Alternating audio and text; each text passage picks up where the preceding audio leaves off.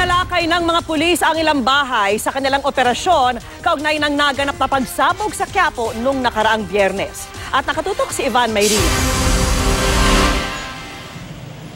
Pasado alas 4 na madaling araw na bulabog ang Islamic Center sa Quiapo, Maynila sa pagdating ng mga kagawad ng Manila Police District.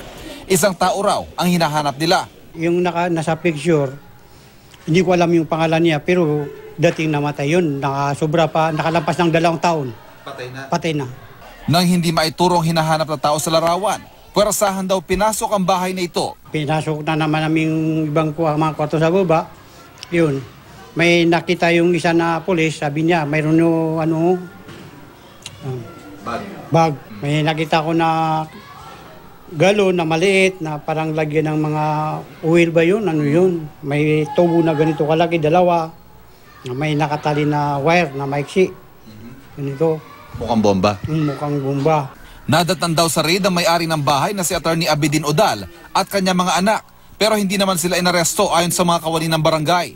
Sa kanila raw pagkakaalam, nagtatrabaho sa Office of Muslim Affairs si Odal at ang anak na si Yasser.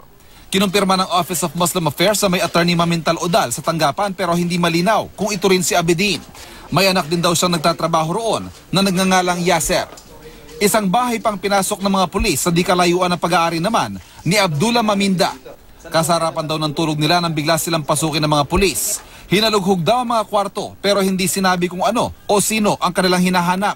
Tinignan nila yung mga kwarto ko may tao. Kami lang, yung mga anak ko, siyam kami lahat. Pinasok isa-isa yung mga kwarto? Wala, yung pagkatingin nila sa mga kwarto, walang tao, bumaba na sila. Nakakatakot yung ginawa nila.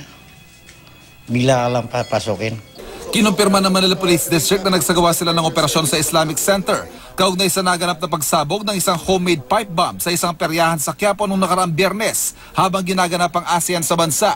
Pero matipid sila sa detalye kaugnay nito. To identify, arrest, and neutralize yung suspects involved in the Quiapo explosion. Una nang sinabi ng MPD na gang war at hindi terorismo ang anggulo ng kanilang investigasyon. Pero ang teroristang grupong ISIS, inako ang pagpapasabog. Tikom ang MPD kung titignan nila ang anggulong terorismo.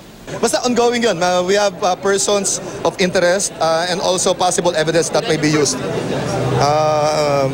In due time, we will announce. Kasi baka masunog eh. I don't want ma-repeat yung yung sa US Embassy, nag-news, nakatakas yung 3, 2 lang nahuli natin. Ayoko lang maulit yun. Diba? Ayoko lang maulit now. Please bear with us. Please understand. Kasi sayang, kailangan mahuli to. Ivan Mayrin na nakatutok, 24 oras.